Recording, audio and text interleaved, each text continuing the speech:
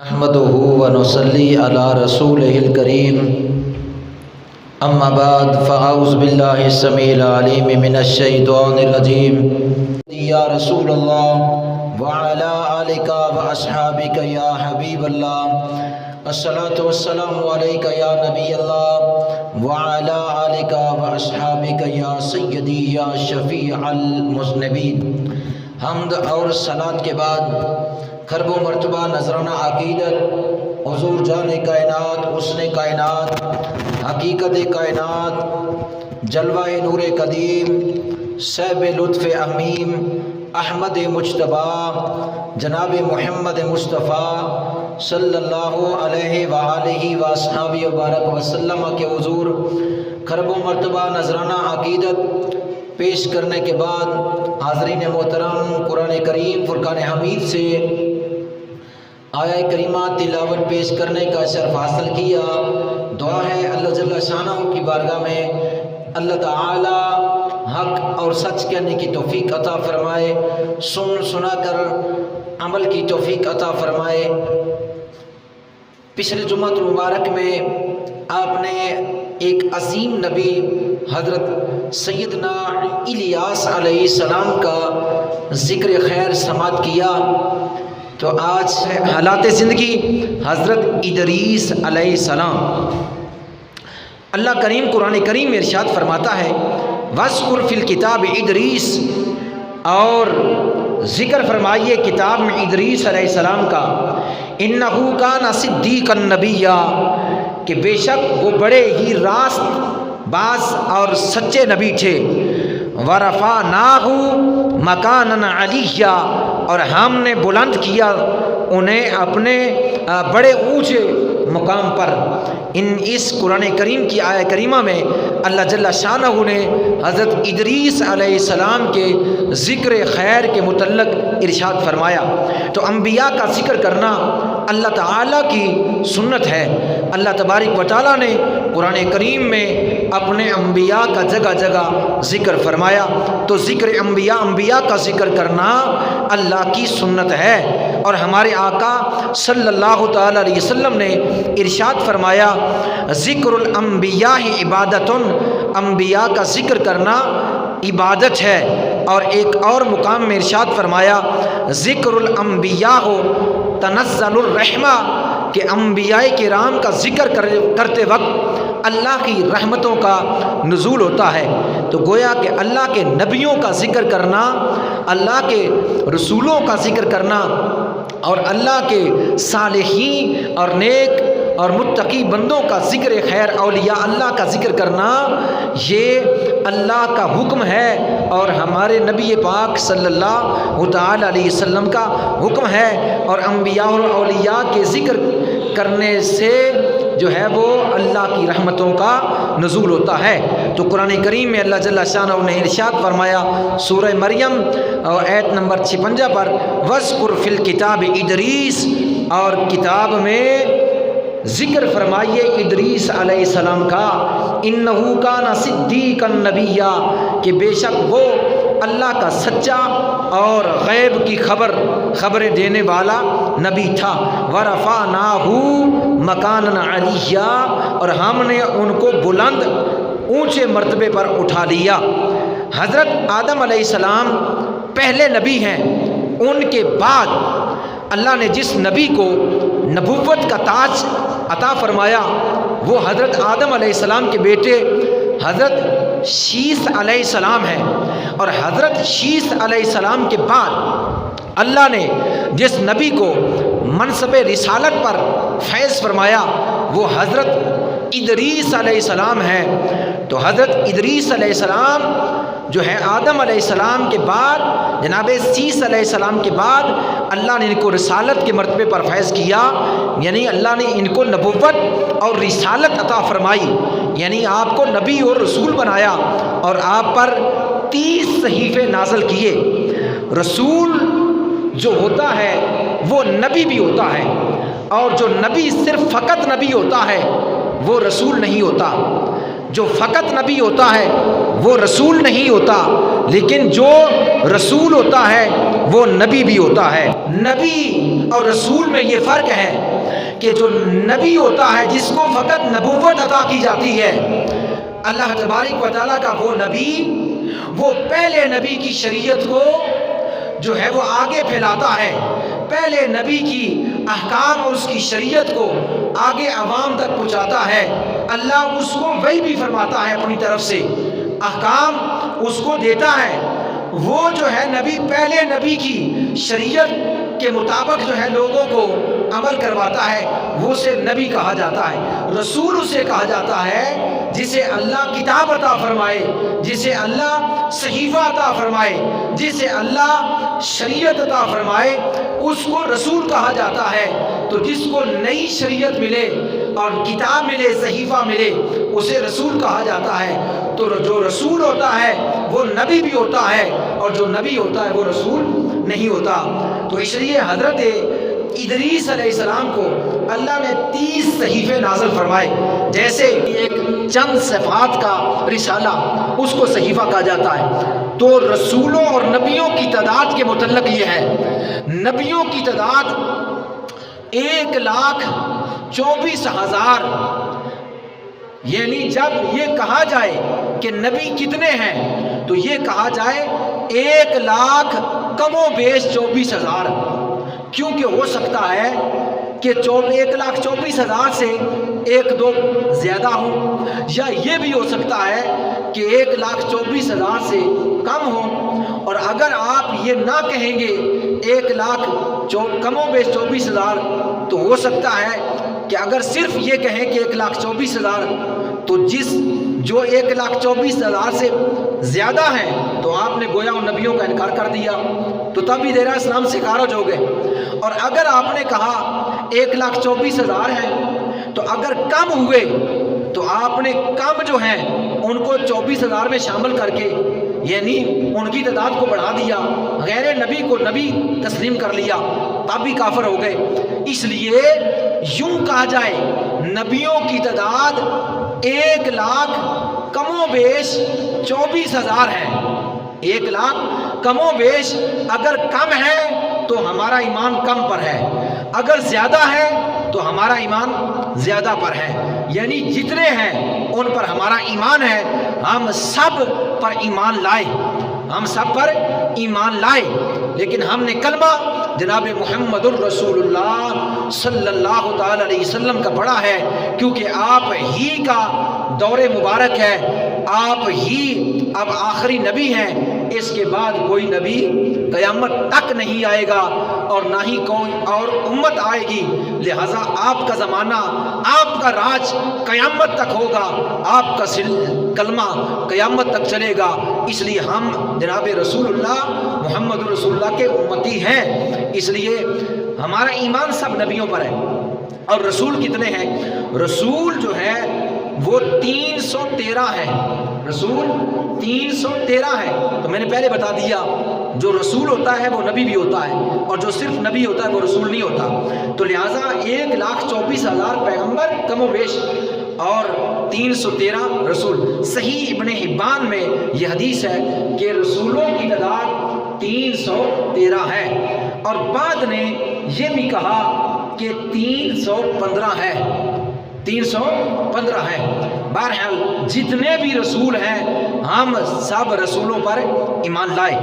تو حضرت ادریس علیہ السلام، آپ حضرت آدم علیہ السلام اور جناب شیس علیہ السلام کے بعد آپ کو اللہ نے رسالت عطا فرمائی۔ آپ کا زمانہ ابتدائی ہے۔ حضرت ادریس علیہ السلام حضرت نوح علیہ السلام کے والد کے دادا ہیں، یعنی آپ حضرت نوح علیہ السلام کے پردادا لگے۔ نوح علیہ السلام سے پہلے آپ بنی اسرائیل کی طرف نبی نہیں بن کر آئے، کیونکہ بنی اسرائیل حضرت یعقوب علیہ السلام کی اولاد ہے، تو جو نبی حضرت یعقوب علیہ السلام کے بعد آئے وہ بنی اسرائیل کی طرف آئے، اور وہ بھی سارے نہیں۔ ہمارے نبی حضرت اسماعیل علیہ السلام کی اولاد ہیں، ہمارے آقا صلی اللہ تعالیٰ علیہ وسلم بنی اسماعیل میں سے ہے، تو لہٰذا یعنی حضرت یعقوب علیہ السلام کی اولاد ان کو بنی اسرائیل کہا جاتا ہے۔ تو حضرت ادریس علیہ السلام جناب نوح علیہ السلام سے پہلے آئے، آپ نے سیس علیہ السلام اور جناب آدم علیہ السلام کا زمانہ پایا اور ان سے کثیر التعداد برکات حاصل کی۔ جب حضرت ادریس علیہ السلام کی عمر مبارک 380 سال ہو گئی، اس وقت آدم علیہ السلام کا وصال ہوا۔ آدم علیہ السلام کا وصال اس وقت ہوا جب حضرت ادریس علیہ السلام کی عمر 380 سال ہو گئی۔ گویا کہ حضرت ادریس علیہ السلام نے آدم علیہ السلام کی مبارک زندگی کے آخری دور کے 380 سال پائے۔ تو یہ جو عمر ہے، یعنی آپ کہیں گے کہ 300 400، یہ عمر اس وقت معمولی ہوا کرتی تھی۔ اس وقت یہ معمولی عمر ہوا کرتی تھی، 400 سال 500 سال عمر کا وہ بچہ تک جو ہے وہ تسلیم کرتے، کیونکہ اس وقت اللہ جو ہے وہ لوگوں کو بڑی عمریں اور بڑے قد دیے ہوئے تھے۔ یعنی بعض لوگ ایسے تھے کہ جن کی عمریں ہزار سال تھی، جیسا کہ حضرت نوح علیہ السلام نے اپنی امت کو 950 سال تبلیغ کی۔ اب آپ اندازہ کر لیں کہ ان کی اپنی عمر پوری کتنی ہوگی۔ 950 سال تو تبلیغ ہی کرتے رہے، 950 سال تبلیغ ہی کرتے رہے۔ کل ان کی عمر 950 سال نہیں تھی، اس سے زیادہ تھی۔ تو پہلی جو ابتدائی دور میں عمریں اور قد جو ہے وہ لمبے تھے اور زیادہ تھے۔ اور آپ کو ادریس اس لیے کہا جاتا ہے، آپ کا نام جو اصل ہے وہ ہے اخنوخ۔ اخنوخ آپ کا جو اصل نام ہے یہ ہے، لیکن آپ کو ادریس اس لیے کہا گیا کہ آپ بہت زیادہ پڑھاتے تھے اور بہت زیادہ عبادت کرتے تھے اور بہت زیادہ لوگوں کو سکھاتے تھے۔ زیادہ پڑھنے پڑھانے کی وجہ سے آپ کو ادریس کہا گیا۔ تو ہم تو وہی کہیں گے، وہی نام لیں گے جو ہمیں اللہ نے قرآن میں فرمایا۔ تو اللہ نے قرآن میں کیا فرمایا؟ اللہ نے آپ کا نام قرآن میں یہ لیا، وَاذْكُرْ فِي الْكِتَابِ ادریس، اور کتاب میں ادریس علیہ السلام کو یاد کرو۔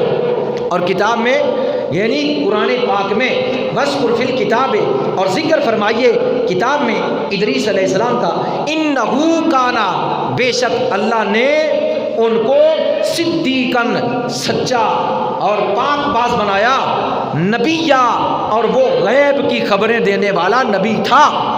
یعنی اللہ تبارک و تعالیٰ نے ان کو بے شمار علوم غیبی عطا فرمائے تھے، بے شمار علوم غیبی عطا فرمائے تھے۔ ویسے بھی نبی جو ہوتا ہے، کوئی بھی نبی، آپ یہ نہ سمجھیں کہ فقط اللہ نے ان کو ہی غیب عطا فرمایا۔ نبی جو ہوتا ہے، نبی کا معنی نبی نہیں ہوتا، نبی کا معنی نبا ان سے نکلا ہے جس کا مطلب یہ ہے غیب کی خبر دینے والا۔ غیب کی خبر دینے والا نبی وہ ہوتا ہے جو چھپی چیز کی، غیبی چیز کی خبر دیتا ہے۔ اللہ اس کو اپنے غیب پر مطلع کر دیتا ہے، اللہ اس کو غیبی علم عطا فرماتا ہے جو اور بندوں کو نہیں ہوتا، اور بندوں کے علم میں وہ چیز نہیں ہوتی، اللہ اپنے نبی کو وہ عطا فرما دیتا ہے۔ اس لیے نبی جو ہے وہ غیب کی خبریں بتانے والا ہوتا ہے۔ تو حضرت ادریس علیہ السلام اگر کوئی کہے کہ جی نہیں غیب تو اللہ جانتا ہے، غیب کوئی نہیں جانتا، غیب تو اللہ جانتا ہے، اس کے سوا کوئی نہیں جانتا، تو پھر متعدد دلائل ہیں کہ جو یہ کہتا پھرتا ہے وہ اس کا عقیدہ یہ ہے کہ جب یعنی جو ہے وہ مرض کے بارے میں پوچھتا ہے تو اس وقت اس کو قرآن کی آیات نظر نہیں آتی، اس وقت جو ہے وہ الٹراساؤنڈ کے ذریعے اور جو ہے ایکسرا کے ذریعے یا خون ٹیسٹ کے ذریعے ڈاکٹر سے کس منہ سے سوال کرتا ہے کہ بتائیے اندر کیا ہے، اس وقت اسے قرآن نظر نہیں آتا، یا زمین کی پوشیدہ چیزیں مشینوں کے ذریعے پتہ چلتی ہے، یا وہی روزانہ کہتا ہے کہ جی نیٹ پر یہ بات آئی ہے کہ بارش آنے والی ہے۔ یہ سارے غیبی علوم تھے، تو خود پوچھتا پھرتا ہے حکیموں سے، نجومیوں سے، جو ہے علم العداد والوں سے، جی حساب کرو میرے گھر میں کیا ہے، جی حساب کرو میری بچی بچے پر کیا ہے، یہ حساب تو کرتا ہے، اس وقت تجھے تیری عقل تیرا دماغ کام نہیں کر سکتا کہ ایک طرف تو میرا عقیدہ یہ ہے کہ نبی نہیں جانتے، اور دوسری طرف میں عام ایک انسان جو شریعت مصطفیٰ کے مخالف ہے اس سے جو ہے غیبی چیزیں پوچھتا پھرتا ہوں، یا جنات سے پوچھتا پھرتا ہوں، یا جو سحر جادو کرنے والے ہیں ان سے پوچھتا پھرتا ہوں، یا جو کبھی نماز ہی نہیں پڑھتے ان سے کہتا پھرتا ہوں حساب لگا کر بتاؤ۔ ایک طرف تیرا عقیدہ یہ ہے کہ اللہ کے سوا کوئی نہیں جانتا، اور دوسری طرف تو خود مارا مارا جو ہے پھر رہا ہے، کبھی ڈاکٹروں حکیموں کے پاس مرض کا پتہ لگانے کے لیے، کبھی جو ہے وہ ساحر اور جادوگروں کے پاس جا کر اور جو ہے وہ ان سے جا کر یہ پوچھتا پھرتا ہے کیا تیرا ایمان ہے؟ ایک طرف تو کچھ کہتا ہے اور دوسری طرف کچھ کہتا ہے، جبکہ ہمارا عقیدہ یہ ہے کہ اللہ تبارک و تعالی اپنے غیب پر اپنے رسولوں اور نبیوں کو مطلع فرما دیتا ہے، یعنی نبی اور رسول بذات خود نہیں جانتے، ان کو اللہ غیبی علم عطا فرما دیتا ہے، اللہ دیتا ہے۔ جب اللہ دیتا ہے تو پھر تجھے تکلیف کیوں ہے؟ تو انکار کرتا ہے اور باتیں کرتا ہے تو پھر تجھے اس بات پر جو ہے وہ تکلیف کیوں ہے؟ پتہ چلا کہ تیرا عقیدہ قرآن اور سنت کے مطابق نہیں ہے۔ اگر کوئی کہے کہ جی غیب فقط اللہ کی ذات جانتی ہے، نبی نہیں جانتے، اسے کہنا یہ بتا کہ نبی کا معنی کیا ہے، بس اتنا ہی بتا دے۔ اگر کہے کہ نبی کا معنی نبی ہے تو اسے کہ ایسے نہیں، کوئی بھی لغت اٹھا اور اس سے یہ بتا کہ نبی کا معنی کیا ہے۔ اگر کوئی کہہ دے کہ جی غیب اللہ جانتا ہے نبی نہیں جانتا، اس سے آپ نے یہ پوچھنا ہے کہ بھائی نبی کا معنی بتاؤ، اس کو یہ بتانا پڑے گا کہ نبی وہ ہے کہ جو غیب کی خبریں دیتا ہے، چیجا وہ الفاظ یہ نہیں کہے گا، اس طرح کہہ دے گا کہ نبی وہ ہے جو اللہ کا پیغام پہنچاتا ہے۔ اسے پوچھنا اللہ کے پیغام کی خبر کسی اور کو نہیں ہے، وہ چیزیں غیبی ہیں، تو نبی کو پہلے پتہ چلی تو گویا اللہ نے اپنا غیب اپنے نبی کو عطا فرمایا ہے، نہ کہ تجھے دیا، نہ کہ تجھے دیا۔ تو لہٰذا اللہ قرآن میں فرماتا ہے کہ ادریس علیہ السلام کا ذکر کتاب میں جو ہے وہ فرمائیے انہ کان صدیقا نبیا، بے شک وہ بڑے سچے اور غیب کی خبریں دینے والے نبی تھے۔ ورفعناہ مکانا علیہ، اور ہم نے انہیں جو ہے وہ بلندی پر اٹھا لیا، یعنی قلم بنایا اور لکھنے کا طریقہ ایجاد کیا۔ ادریس علیہ السلام سے پہلے نہ قلم تھی اور نہ ہی لکھا جاتا، آپ پہلے نبی ہیں کہ اللہ نے جن کو لکھنے کا اور قلم بنانے کا طریقہ عطا فرمایا ہے، اس کے علاوہ کسی اور کو علم نہیں تھا۔ حضرت ادریس علیہ السلام ہی ہیں جنہوں نے سب سے پہلے کپڑے کا لباس، کپڑا سیا، کپڑا بنایا، دھاگے سے لباس بنایا اور پھر پہنا۔ اس سے پہلے کپڑے کا لباس کوئی نہیں پہنتا تھا، یا مخلوق ننگی ہوتی یا بڑے بڑے پٹوں کے ساتھ اپنے جسموں کو چھپاتی، اور یا چمڑا یعنی جانوروں کا چمڑا کھال اس سے اپنے صدر کو ڈھانپتی، یعنی یہ لوکیشن تھی پہلے حضرت ادریس علیہ السلام سے پہلے، کپڑا نہیں تھا۔ تو اللہ نے کپڑا بنانے کا، بننے کا اور جو ہے وہ کپڑے کو استعمال کرنے کا جو ہے وہ طریقہ، علم حضرت ادریس علیہ السلام کو ہی عطا فرمایا۔ تو آپ نے پہلے سب سے کپڑے کی ایجاد کی اور کپڑا بنا، اور جب آپ ٹک لگاتے یعنی بنتے اس کو سیتے تو ہر ٹک کے اوپر آپ اللہ کی تسبیح بیان کرتے، کہتے سبحان اللہ، کہتے یعنی ایک ٹانکا لگاتے تو کہتے سبحان اللہ، دوسرا ٹانکا لگاتے کہتے سبحان اللہ، تیسرا لگاتے تو کہتے سبحان اللہ۔ گویا اس سے معلوم ہوگا کہ آج کوئی بھی درزی ہے یا درزن ہے، اسے چاہیے کپڑے کا ٹانکا لگاتے ہوئے اس بات پر عمل کرے تاکہ اللہ کے نبی کی ایک سنت اس پر عمل بھی ہو جائے اور ثواب ملے، اللہ کی تعریف ہو جائے، اور جو ایک مرتبہ سبحان اللہ کہتا ہے اللہ جنت میں اس کا ایک درخت لگا دیتا ہے۔ تو حضرت ادریس علیہ السلام کپڑے سیتے وقت اللہ کی تسبیح بیان کرتے، سبحان اللہ کہتے۔ تو حضرت ادریس علیہ السلام ہی پہلے نبی ہیں کہ جنہوں نے مکان کی تعمیرات کی۔ آپ سے پہلے کوئی مکان نہیں تھا، لوگ چلتے پھرتے زمین پر غار مل جاتی، بارش ہو جاتی، اس غار میں داخل ہو جاتے، کسی پہاڑی کا آسرا سہارا لے لیتے، کسی درخت کے نیچے وقت گزار دیتے، مکان کوئی نہیں تھے۔ حضرت ادریس علیہ السلام ہی ہے کہ جنہوں نے سب سے پہلے تعمیرات کا کام کروایا۔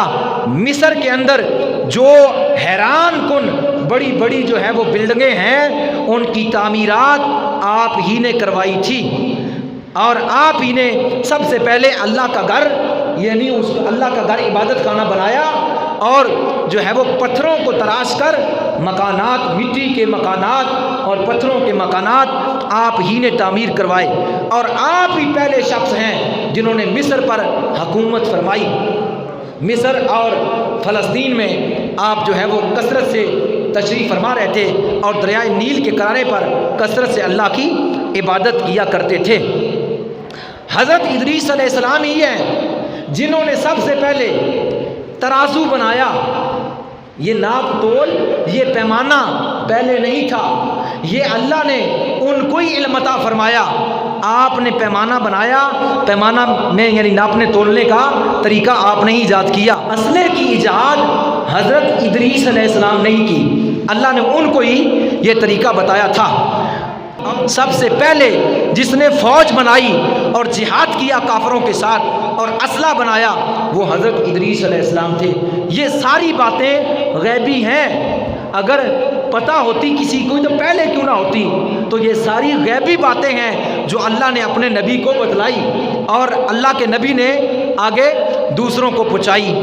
اور حضرت ادریس علیہ السلام نے فوج بنائی، اسلحہ بنایا، اور پھر ان کے ساتھ جہاد کیا، یعنی آدم علیہ السلام کا وہ بیٹا قابیل جس نے اپنے بھائی حابیل کو قتل کر دیا تھا، اس وجہ سے کہ وہ کہتا تھا کہ اپنی بہن کے ساتھ میں خود اپنی ہی شادی کروں گا، کیونکہ اس وقت اصول یہ تھا کہ جو بہن بھائی پیدا ہوتے تھے تو جو جڑواں پیدا ہوتے تھے، جو اس کے ساتھ لڑکی پیدا ہوتی، بعد والا جو بچہ ہوتا اس کے ساتھ اس کا نکاح ہوتا، جو اس کے ساتھ بچی پیدا ہوتی اس کا پہلے کے ساتھ ہوتا۔ تو جو قابیل کی بہن تھی اس کا نکاح حضرت آدم علیہ السلام کی شریعت کے مطابق حابیل کے ساتھ ہونا تھا، لیکن اور جو حابیل کی بہن تھی اس کا نکاح قابیل کے ساتھ ہونا تھا۔ اس نے کہا نہیں، یہ خوبصورت نہیں ہے، لہٰذا میں اپنی بہن کے ساتھ ہی شادی کروں گا۔ یہ پہلا شخص فتنہ باز جس نے جو ہے حضرت آدم علیہ السلام کی شریعت کے خلاف کیا، بھائی کو قتل کر دیا اور جو ہے وہ بہن کو لے گیا۔ تو یہ بنو قابیلیوں کا فتنہ جو اٹھا، اور اس نے یہ جو شریعت آدم کے خلاف کیا، تو یہ جب زیادہ ہوئے، ان کا فتنہ عروج پر ہوا، تو ان کے ساتھ اللہ نے ادریس علیہ السلام کو حکم فرمایا ان کے ساتھ جہاد کرو، ان کے ساتھ جہاد کرو، اس فتنے کو جڑ سے ختم کر دو۔ تو یہ پہلے شخص ہیں جنہوں نے جو ہے وہ اسلحہ بنایا، فوج بنائی اور قابیلیوں کے ساتھ جہاد کیا اور ان کا خاتمہ کیا۔ حضرت ادریس علیہ السلام پہلے شخص ہیں جنہوں نے زمین پر 100 شہر آباد کیے، 100 شہر آباد کیے، اور 100 شہر آباد کرنے کے بعد وہاں کے ماحول کے مطابق آپ نے قانون مرتب فرمائے، وہاں کے ماحول کے مطابق علیحدہ علیحدہ قانون مرتب فرمائے۔ حضرت ادریس علیہ السلام نے بعد میں آنے والے تمام انبیاء کا ذکر فرمایا اور قوم کو بتلایا کہ میرے بعد فلاں فلاں نبی دنیا میں تشریف لائے گا۔ تو یہ غیب کی خبریں تھیں، اور حتیٰ کہ حضرت ادریس علیہ السلام نے ہی جو طوفان نوح آنا تھا اس طوفان کے متعلق بھی بیان فرما دیا تھا، اے میری قوم، ایک طوفان آئے گا، پوری زمین پر پانی ہی پانی ہو جائے گا، اور اس طوفان کا بھی بتا دیا اور اس طوفان سے بچنے کا طریقہ بھی بتا دیا۔ گویا یہ تمام غیبی خبریں تھیں جو اللہ نے اپنے نبی کو عطا فرمائی، اور قرآن کہتا ہے عالم الغیب فلا یظہر علی غیبہ احدا الا من ارتضی من رسول۔ یہ قرآن ہے، سورۃ جن ہے، 29 سپارہ ہے۔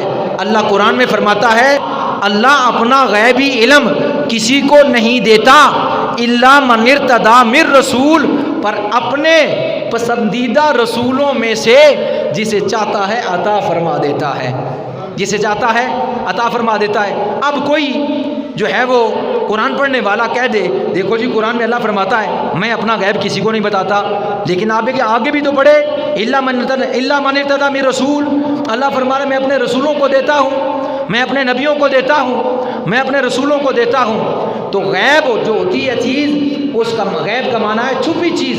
تو میں پوچھنا چاہتا ہوں جب غیب کا معنی ہے چھپی چیز تو اللہ سے کون سی چیز ہے جو چھپ گئی؟ اللہ سے کون سی چیز ہے جو چھپ گئی؟ لہذا غیب کا اطلاق اللہ کی ذات پر نہیں ہوتا، غیب کا اطلاق نبیوں پر ہوتا ہے۔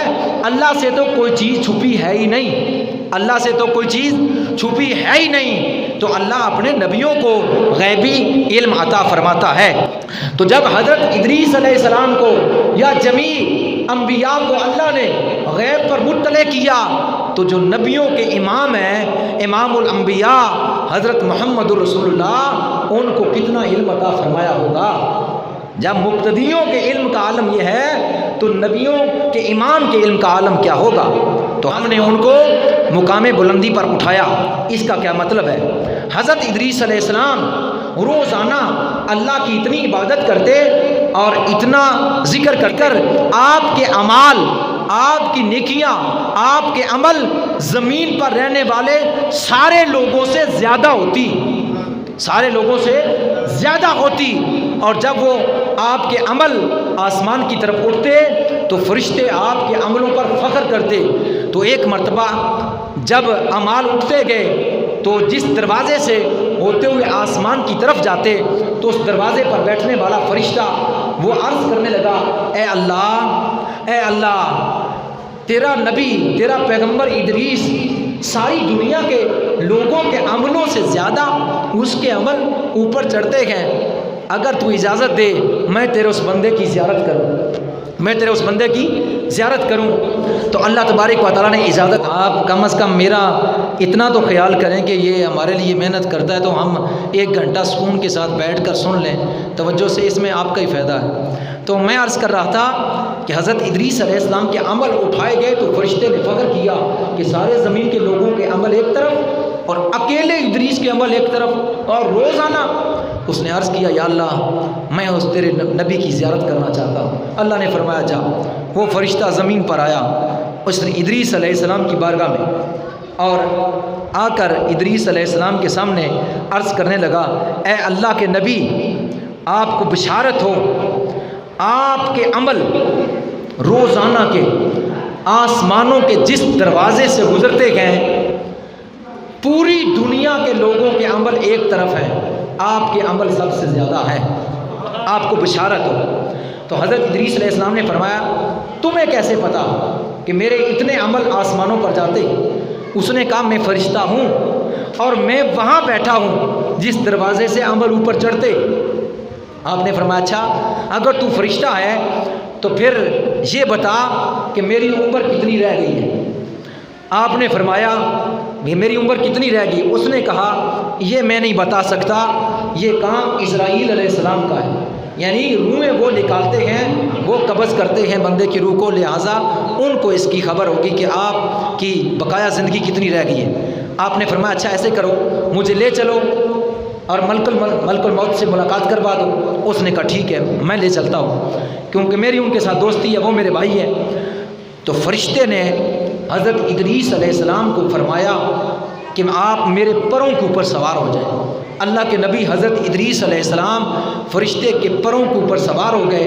اللہ قرآن میں فرماتا ہے، وَرَفَعْنَاهُ مَكَانًا عَلِيًّا، ہم نے ان کو بلند مکان کی طرف اٹھایا۔ تو فرشتے نے آپ کو اٹھایا، ادھر سے یہ فرشتہ چوتھے آسمان پر پہنچا۔ چوتھے آسمان میں جا کر دونوں فرشتوں کی ملاقات ہوئی اور اس فرشتے نے کہا ملک الموت کو، کہاں جانے کا ارادہ ہے؟ فرمانے لگے زمین پر۔ کہا میری ایک عرض ہے۔ کہا کیا؟ کہا میرے پاس ایک ایسی ہستی ہے جو آپ سے بات کرنا چاہتی ہے۔ فرمایا کون اور کیا بات؟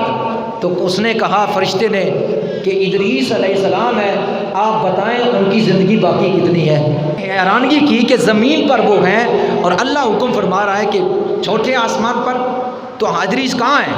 تو تو انہوں نے کہا میرے پروں کے اوپر ہے، میرے پروں کے اوپر ہے۔ تو ادریس علیہ السلام نے کہا خدا کی قسم ان کی زندگی میں تو فقط اتنی جو ہے وہ چیز باقی ہے کہ میں آنکھ بند کر کے کھولوں ان کی وفات ہو جائے، ان کی وفات ہو جائے، یعنی اتنا وقت باقی ہے۔ آپ نے فرمایا اچھا، اتنی بات ہوئی تھی کہ حضرت ادریس علیہ السلام کا وصال وہیں چوتھے آسمان پر ہو گیا۔ ایک روایت یہ ہے کہ آپ کا وصال چوتھے آسمان پر ہوا، ایک روایت۔ اب دوسری آگے سنیے، سماعت کیجیے۔ حضرت انس بن مالک رضی اللہ تعالیٰ عنہ فرماتے ہیں، در منصور میں امام جلال الدین سیوطی رحمۃ اللہ تعالیٰ نے اس بات کو نقل کیا قرآن کی تفسیر میں جلد نمبر 4 اور صفحہ نمبر 721 پر کہ حضور صلی اللہ تعالیٰ علیہ وسلم جب معراج پر تشریف لے گئے تو حضور علیہ السلام کی چوتھے آسمان پر حضرت ادریس علیہ السلام سے ملاقات ہوئی۔ حضرت ادریس علیہ السلام کی چوتھے آسمان پر ہمارے آقا صلی اللہ علیہ وسلم کی ملاقات ہوئی۔ کہاں؟ چوتھے آسمان پر۔ امام ابن جریر رحمۃ اللہ تعالیٰ فرماتے ہیں حضرت مجاہد اور حضرت ابو سعید خدری رضی اللہ تعالیٰ عنہ سے روایت کر کے فرماتے ہیں، اور اس کو امام بخاری نے اور امام مسلم نے جو ہے وہ کتاب میں نقل کیا۔ یہ دونوں حدیث کی کتابیں ہیں، بخاری شریف حدیث نمبر 349 اور مسلم شریف حدیث نمبر 164 پر یہ بات ہے۔ حضرت ابو سعید خدری بھی راوی ہیں، انس بن مالک بھی راوی ہیں، حضرت ابو قتادہ، یہ تینوں صحابی راوی ہیں کہ نبی پاک صلی اللہ علیہ وسلم کی معراج کی رات چوتھے آسمان پر حضرت ادریس علیہ السلام سے ملاقات ہوئی۔ اور حضرت مجاہد فرماتے ہیں اس آیت سے، قرآن کی اس آیت سے، وَرَفَعْنَاهُ مَكَانًا عَلِيًّا، اس آیت کے تحت فرماتے ہیں کہ اللہ تعالیٰ نے ان کو زندہ اٹھا لیا آسمانوں پر، اور جس طرح اللہ نے عیسیٰ علیہ السلام کو اٹھایا آسمان پر، اسی طرح وہ آسمان پر تشریف لے گئے، اللہ نے ان کو اٹھا لیا، وہ عیسیٰ علیہ السلام کی طرح زندہ ہیں، وہ عیسیٰ علیہ السلام کی طرح زندہ ہیں، وہ حیات ہیں، وہ زندہ ہیں۔ اور اس کے بعد یعنی مقام بلندی کی طرف اٹھایا، اور یعنی چوتھے آسمان پر۔ تو چوتھے آسمان پر ہی میرے مصطفیٰ، میرے آقا صلی اللہ علیہ وسلم کی ملاقات ان سے ہوئی، اور انہوں نے نبی کریم صلی اللہ علیہ وسلم کو سلام کیا، انہوں نے حضور کا استقبال کیا، حضور سے جو ہے وہ سلام کیا۔ نبی کریم صلی اللہ علیہ وسلم نے حضرت ادریس علیہ السلام کا حلیہ، یعنی آپ کا جو ہے وہ مبارک چہرہ، اس کی بھی جو ہے وہ یعنی حلیہ مبارک وہ بتایا۔ فرمایا حضرت ادریس علیہ السلام سفید رنگ کے اور طویل قامت یعنی لمبے قد کے تھے، جیسے حضرت آدم علیہ السلام کا قد تھا تو اس طرح کا آپ کا قد مبارک تھا۔ تو کہتے ہیں آدم علیہ السلام کا قد 60 فٹ تھا، تو اس طرح آپ لمبے تھے، اور آپ کا سینہ مبارک چوڑا تھا، اور جسم پر بال کم تھے، اور سر پر بال بڑے بڑے تھے، اور آپ کی ایک آنکھ دوسری آنکھ سے کم، یعنی ایک آنکھ بڑی تھی ایک چھوٹی تھی۔ حضرت ادریس علیہ السلام، یہ حلیہ حضور صلی اللہ علیہ وسلم نے بیان فرمایا۔ اب دوسری روایت سماعت کی ہے۔ دوسری روایت یہ ہے کہ حضرت اسرائیل علیہ السلام نے جب آپ کے عملوں کو اوپر چڑھتے دیکھا تو اللہ کی بارگاہ میں عرض کیا، اے اللہ میں تیرے اس نبی کو ملنا چاہتا ہوں، زیارت کرنا چاہتا ہوں۔ تو اسرائیل علیہ السلام کو اللہ نے زمین پر بھیج دیا۔ اسرائیل علیہ السلام زمین پر تشریف لائے، 3 دن تک آپ کے پاس رہے۔ آپ روزانہ روزہ رکھتے، جب افطاری کا وقت ہوتا تو افطار کرتے تو اس فرشتے کو دعوت دیتے کہ آؤ تم بھی میرے ساتھ افطار کرو، وہ انکار کر دیتا۔ تیسرے دن آپ نے پوچھا تم کون ہو کہ میرے ساتھ افطاری نہیں کرتے یعنی کھانا نہیں کھاتے؟ اس نے کہا میں اسرائیل ہوں، میں فرشتہ ہوں، روح قبض کرنے والا۔ آپ نے فرمایا اچھا مجھے تیرے ساتھ کام ہے، یہ دوسری روایت پیش کر رہا ہوں، مجھے تیرے ساتھ کام ہے۔ کہا کیا کام ہے؟ کہا تو میری روح قبض کر، تو میری روح قبض کر۔ اس نے کہا کہ دنیا میں کوئی ایسا انسان نہیں جو کہتا ہے کہ آپ میری روح قبض کریں، تو آپ خود کہہ رہے ہیں میں کہتا ہوں کہ آپ میری روح قبض کریں تاکہ میں دیکھوں اور اس کی گہرائی، اس کے ذائقے کو چکھوں، اور پھر میری روح کو واپس لوٹا تاکہ میں اس کے لیے تیاری کروں۔ حالانکہ پہلے بھی آپ زیادہ عبادت کرتے، لیکن فرماتے ہیں کہ جب میں موت کا ذائقہ اس کی شدت چکھوں گا تو پھر اس سے زیادہ کروں گا۔ تو انہوں نے کہا میں ایسے تو نہیں کر سکتا، ہاں اللہ سے پوچھ لیتا ہوں۔ تو اللہ آپ نے فرمایا پوچھ لیں۔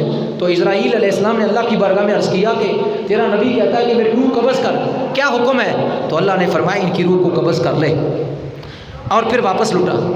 اب جس وقت روح قبض کی تو حضرت اسرائیل علیہ السلام نے جیسے روح قبض کی تو پھر اللہ کی بارگاہ میں عرض کیا، اے اللہ میں نے تیرے حکم کو پورا کر دیا، جو ڈیوٹی تو نے میری لگائی تھی روح قبض کرنے کی، میں نے اس کو جو ہے وہ موت دے دی ہے، اب اس کو تو زندہ کر۔ تو اللہ نے فوراً روح کو واپس کر دیا، روح کو واپس کر دیا، یعنی دوبارہ زندگی عطا فرما دی۔ جب دوبارہ زندگی عطا فرما دی تو حضرت ادریس علیہ السلام نے فرشتے کو پھر عرض کیا آپ کے ساتھ ایک اور کام ہے۔ کہا کیا؟ ہاں مجھے دوزخ بھی دکھائیں اور مجھے جنت بھی دکھائیں۔ تو ملک الموت اسرائیل علیہ السلام آپ کو اٹھا کر تو لے گئے دوزخ میں۔ جب دوزخ کی آپ نے مشاہدہ کیا تو دوزخ اس قدر، جہنم اس قدر سخت تھی کہ آپ یعنی خوف طاری ہو گیا۔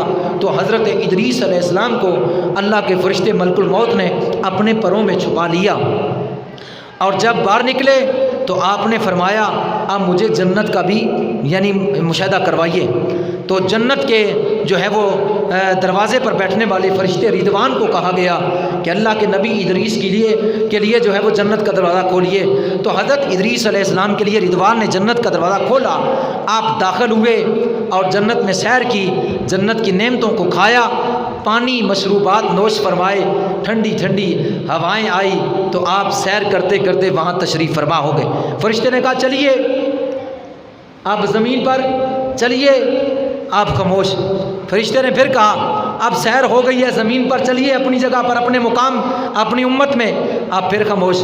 تیسری مرتبہ فرشتے نے کہا آپ چلیے، تو اللہ نے ایک اور فرشتہ بھیجا اور اس نے کہا آ کر ادریس علیہ السلام کو کہ آپ اس کے کہنے پر کیوں نہیں جنت سے نکل رہے، کیوں نہیں چلتے؟ تو انہوں نے فرمایا کہ اللہ نے فرمایا ہے کل نفس ذائقۃ الموت، ہر روح نے موت کا ذائقہ چکھنا ہے، میں نے چکھ لیا ہے۔ اللہ نے فرمایا ہے کہ ہر جان کو جہنم کے اوپر سے گزرنا ہے، میں اس کے اوپر سے بھی گزر گیا۔ اللہ نے فرمایا پھر وہ جنت میں داخل کیے جائیں گے اور ان کو نہیں نکالا جائے گا، میں جنت میں داخل ہو گیا، میں نہیں جاؤں گا، میں نہیں جاؤں گا۔ یہ جب تین باتیں کہی تو اللہ کی بارگاہ میں جناب اسرائیل علیہ السلام نے عرض کیا اے اللہ میں تیرے بندے کو جنت میں لے آیا، اب تیرا بندہ کہتا ہے میں نہیں جاؤں گا، اب میرے لیے کیا حکم ہے؟ تو اللہ نے فرمایا میرے بندے کو جنت کے اندر ہی رہنے دو۔ تو ادریس علیہ السلام جنت کے اندر زندہ ہیں، جنت کے اندر زندہ ہیں۔ یہ دوسری بات۔ تیسری بات یہ ہوئی کہ میں یہ تیسری روایت بیان کر رہا ہوں، جب آئے آپ کی بارگاہ میں آپ نے پوچھا کون ہو؟ انہوں نے کہا ملک الموت، روحوں کو قبض کرنے والا فرشتہ ہوں۔ فرمایا تیرے ساتھ کام ہے؟ کہا کیا؟ مجھے جنت اور دوزخ دکھاؤ۔ اس میں موت کا ذکر، اس روایت میں موت کا ذکر نہیں ہے۔ کہا مجھے جنت اور دوزخ دکھاؤ۔ کہا اچھا ٹھیک ہے لے چلتا ہوں۔ تو اسرائیل آپ کو پہلے دوزخ میں لے گیا، آپ نے اس کا مشاہدہ کیا، پھر جنت میں لے گیا، اور جنت میں جو ہی آپ داخل ہوئے تو آپ نے انکار کر دیا، فرمایا میں نہیں جاؤں گا۔ گویا کہ آپ کی روح قبض نہ ہوئی، آپ کی روح اس روایت سے ثابت ہوتا ہے، امام طبرانی نے اس کو نقل کیا کہ اس روایت سے یہ ثابت ہے کہ اسرائیل جو ہے آپ کو اٹھا کر لے گیا پروں پر، وہ اس میں موت کا ذکر نہیں ہے۔ اور جنت میں جب داخل کیا تو آپ نے انکار کر دیا کہ اب میں نہیں جاؤں گا، واپس نہیں جاؤں گا۔ تو اللہ تبارک و تعالیٰ نے ارشاد فرمایا اپنے جنت میں ہی رہنے دو۔ یعنی تینوں روایتوں کو میں نے آپ کے سامنے بیان کر دیا، اور اس کا لب لباب یہ ہوا۔ بات یہ کہتے ہیں کہ آپ کی وفات چوتھے آسمان پر ہوئی، بات یہ کہتے ہیں آپ کی وفات زمین پر ہوئی، اور بات یہ کہتے ہیں آپ کی وفات نہ ہوئی، آپ کی وفات نہ ہوئی۔ بات کہتے ہیں آپ جنت میں اسی طرح حیات ہیں، زندہ ہیں، قیامت کے قریب موت آئے گی اور آپ حیات ہیں، زندہ ہیں، موت نہیں آئی، اور زیادہ جو بات ہے وہ اس طرف اشارہ کر رہی ہے کہ آپ چوتھے آسمان پر پہنچے، اور یہ جو آیت کے الفاظ بتا رہے ہیں قرآن کی آیت کے، وَرَفَعْنَاهُ مَكَانًا عَلِيًّا، ہم نے ان کو اٹھا لیا اوپر بلندی کی طرف، یہ بات بتا رہی ہے کہ اللہ نے ان کو زندہ آسمان پر اٹھا لیا، جیسے عیسیٰ علیہ السلام کو اٹھایا، اور وہ چوتھے آسمان پر زندہ ہے، ان کی روح قبض نہ ہوئی، وہ قیامت کے جو ہے قرب قیامت میں ان کا وصال ہوگا۔ اس لیے فرماتے ہیں علماء محدثین اور بالخصوص اعلیٰ حضرت فرماتے ہیں فتاوی رضویہ میں کہ 4 نبی ایسے ہیں، ویسے تو ہمارا عقیدہ ہے کہ تمام انبیاء جو ہے وہ ان کو موت آئی آن کی آن، وعدہ الہی پورا ہوا اور زندگی دوبارہ ملی، یعنی وہ زہری جسم کے ساتھ جیسے دنیا میں تھے اسی طرح اپنی قبور میں زندہ ہیں تمام انبیاء، لیکن 4 ایسے نبی ہیں جنہوں نے موت کا ذائقہ ابھی تک نہیں چکھا۔ وہ 4، 2 زمین پر ہیں اور 2 آسمانوں پر ہے۔ زمین پر حضرت الیاس علیہ السلام اور حضرت خضر علیہ السلام، اور آسمانوں پر حضرت ادریس علیہ السلام اور حضرت عیسیٰ علیہ السلام۔ حضرت عیسیٰ علیہ السلام، یہ 4 پیغمبر ایسے ہیں جنہوں نے ابھی تک موت کا ذائقہ نہیں چکھا۔ تو یعنی وَرَفَعْنَاهُ مَكَانًا عَلِيًّا، ہم نے ان کو بلندی پر اٹھایا۔ اس سے مراد آپ کا مقام و مرتبہ نہیں، اس سے مراد بلندی کی طرف اٹھایا جانا ہے۔ یا تو آپ کا مرتبہ یعنی جنت میں آپ کو داخل فرما کے بلند فرما دیا، اس طرف اشارہ ہے، تو یا چوتھے آسمان پر زندہ رکھ کر جو ہے فرما دیا کہ ہم نے اٹھا لیا ہے، یا اس میں یہ بھی حکمت ہو سکتی ہے اللہ اپنی مخلوق کو بتانا چاہتا ہے کہ تم چاہے آسمانوں پر چلے جاؤ، چم زمین کی تہوں میں چلے جاؤ، موت تو آ کر رہے گی، موت تو آ کر رہے گی۔ اگر یعنی یہ اگر اس پر اگر یقین کیا جائے کہ ان کی موت چوتھے آسمان پر ہوئی ہے، تو پھر اس طرف اشارہ ہے کہ اللہ فرماتا ہے آسمانوں پر بھی کوئی آ جائے تو ہم اس کو بھی موت دے دیتے ہیں۔ موت ہمارے ہاتھ میں ہے، موت آ کر رہے گی۔ موت چاہے زمین کے اندر ہے، زمین کے اوپر ہے، آسمانوں کے اوپر ہے، ہر ذی روح نے موت کا ذائقہ چکھنا ہی چکھنا۔ ادریس علیہ السلام کی زمین پر کوئی قبر نہیں، کوئی جو ہے وہ یہ یعنی ثبوت نہیں کہ آپ کی ادھر یعنی وفات ہوئی، نہ قبر، بلکہ یہ ہے کہ وہ آسمانوں پر اٹھا لیے گئے، اور وہاں بھی کوئی جنازے کا یا کوئی جو ہے وہ دفن ہونے کا ثبوت جو ہے وہ نہیں ہے، یا جنت میں ہے یا چوتھے آسمان میں ہے، یا ایسے بھی ہو سکتا ہے کہ کبھی کبھی وہ چوتھے آسمان پر آ جاتے ہیں اور کبھی کبھی جنت میں جا کر جنت کی سیر کرتے ہیں۔ لیکن ایک بات نقطے کی یہاں یہ بھی بیان کر دوں، ادریس علیہ السلام اپنی امت کو چھوڑ کر جنت میں چلے گئے، اور جنت کی آلائش و جبائش کو دیکھ کر، جنت کی نعمتوں کو دیکھ کر، جنت کی پرکیف ہواؤں کو دیکھ کر، جنت کے مشروبات اور کھانوں کو دیکھ کر، اور جنت کی راحت و رام کو دیکھ کر اپنی امت میں واپس آنا پسند نہیں کیا۔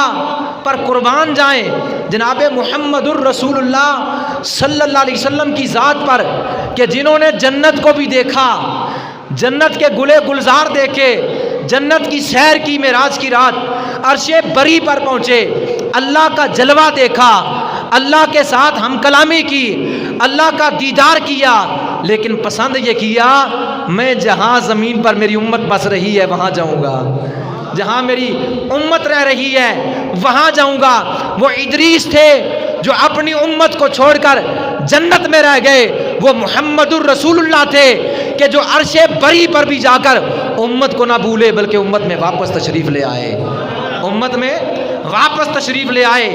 یعنی کس قدر ہمارے آقا کو ہمارے ساتھ محبت ہے، کس قدر ہمیں مصطفیٰ کریم علیہ الصلوۃ والسلام ہمارے ساتھ محبت اور مودت فرماتے ہیں کہ ہمارے اندر رہنا پسند کیا، اپنی امت کے اندر آنا پسند کیا، عرش بری کو چھوڑا، جنت کے گلے گلزار چھوڑے، اللہ کا دیدار کرنے کے بعد فیصلہ یہی ہوا۔ حالانکہ ادریس علیہ السلام کی طرح اگر وہ وہاں رہ جاتے تو کوئی کچھ کیا کر سکتا تھا، کیونکہ وہ مالک ہیں، اور وہ اپنے محب کے پاس رہ جاتے تو کوئی کچھ نہ کر سکتا تھا، تو لیکن پھر بھی انہوں نے ادریس علیہ السلام کی طرح اپنی امت کو چھوڑا نہیں۔ ادریس اپنی امت کو چھوڑ کر جنت میں رہ گئے، مصطفیٰ کریم جنت کو دے کر اپنی امت کے اندر تشریف واپس لے آئے۔ جب ہمارے آقا اس قدر ہمارے ساتھ محبت کرتے ہیں، یعنی اپنی امت کے ساتھ محبت کرتے ہیں، تو امت کو بھی چاہیے کہ جیسے ہمارے آقا اپنی امت سے پیار کرتے ہیں، اسی طرح اپنے آقا سے بھی، اپنے مال و جان سے، اپنے جو ہے وہ کاروبار سے، اپنے بیوی بچوں سے زیادہ، اپنے رشتہ داروں سے زیادہ، اپنے کنبے بلادریوں سے زیادہ، اپنے وطن سے زیادہ، اپنے خون اور جسم سے زیادہ اس محبوب کی غلامی قدم بڑھیں۔ اسی میں ہی کامیابی ہے، کیونکہ آقا دیکھیے کہ خدا کا دیدار کرنے کے بعد بھی فیصلہ تمہارے اندر رہنا پسند کیا۔ جس طرح ہمارے آقا ہم سے محبت کرتے ہیں، ہم تمام سے بڑھ کر، رشتہ داروں سے، مال و جان، ہر چیز سے بڑھ کر اپنے آقا سے محبت کریں، اور جس سے محبت ہوتی ہے اس کے طریقے کو پہنایا جاتا ہے۔ اور یہ نہیں ہم کہیں کہ ہم حضور سے محبت کرتے ہیں لیکن طریقہ غیروں کا اپنائیں، ایسا نہیں ہے۔ جس سے محبت ہوتی ہے طریقہ اس کا ہی اپنایا جاتا ہے۔ تو لہٰذا اپنی زندگیوں کا محاسبہ کر کے جس سے محبت کرنے کا دعویٰ کرتے ہو، انہی کے فرامین کے مطابق، انہی کے جو ہے وہ احکام کے مطابق، انہی کے حکم کے مطابق، انہی کی شریعت کے مطابق جو وہ اللہ کی طرف سے لے کر آئے، اللہ کا پیغام، اس پیغام کے مطابق، اور جو انہوں نے پیغام اپنی امت کو عطا فرمایا اس پیغام پر عمل کر کے اپنی زندگی کو بسر کریں۔ اسی سے ہی دنیا میں عزت ہوگی، قبر میں بھی عزت ہوگی، معاشر کے میدان میں بھی عزت ہوگی۔ اگر صرف فقط زبانی دعویٰ کیا محبت کا، لیکن ان کے احکام کو پس پشت میں ڈال دیا اور زندگی غفلت سے گزار کر چلے گئے، نہ دنیا میں عزت ہوگی، نہ قبر میں عزت ہوگی، نہ معاشر کے میدان میں عزت ہوگی۔ لہٰذا دیکھیے ہمارے آقا صلی اللہ علیہ وسلم وہ اپنی امت کے ساتھ کس قدر شفیق ہیں، مہربان ہیں۔ اس لیے کانٹا، جب جسم کو کانٹا چبھتا ہے تو پوری جان تکلیف میں پڑ جاتی ہے۔ جب امتی پریشان ہوتا ہے، گنبد خضرا میں آقا پریشان ہو جاتے ہیں۔ کیوں؟ کہ وہ اپنی امت سے بہت زیادہ شفیق ہیں، اپنی امت پر بہت زیادہ مہربان ہیں۔ دیکھیں عرش بری پر گئے تو اس وقت بھی وہاں جا کر اللہ کے جلووں میں گم ہو کر بھی کہا تھا السلام علینا وعلی عباد اللہ الصالحین، اے اللہ میری امت کے صالحین بندوں پر بھی سلام ہو۔ یعنی اپنی امت کو وہاں بھی یاد رکھا۔ پیدا ہوئے تو رب حبلی امتی، قبر میں پہنچے تو آخری لفظ ہل رہے تھے، جب آخری بندہ جب قبر سے نکلا اس نے آپ کے لبوں کو دیکھا ہلتے ہوئے، کان لگائے تو یہی آ رہی تھی آواز رب حبلی امتی۔ عرش بری پر پہنچے تو رب حبلی امتی، غاروں میں جا کر روئے، سجدے میں سر رکھ کے، اور پیشانی پر جو ہے وہ پتوں اور جو ہے زمین پر جو ہے وہ پتھروں کے نشانات پیشانی پر پڑ گئے، اور پھر بھی کہا رب حبلی امتی، اللہ میری امت کو بخش دے، اللہ میری امت کو میرے حوالے کر دے، اللہ میری گناہگار امت کو بخش دے۔ تو پھر جناب بندہ آقا اتنے رؤوف ہوں، اتنے مہربان ہوں، اور غلام غیروں کے طریقے پر چلے تو یہ پھر انسانیت تو نہیں ہے، یہ تو بات جانوروں والی ہے۔ اس لیے خدا را اپنی زندگیوں کا محاصرہ کریں۔ اللہ کی بارگاہ میں دعا ہے اللہ ہمیں اپنے انبیاء اور اولیاء سے محبت اور اس پر استقامت عطا فرمائے، آمین وما علیہ۔ مزید معلومات کے لیے ہمارا یوٹیوب چینل فیضان زندہ پیر وزٹ کیجیے۔ مزید معلومات کے لیے ہمارا یوٹیوب چینل فیضان زندہ پیر وزٹ کیجیے۔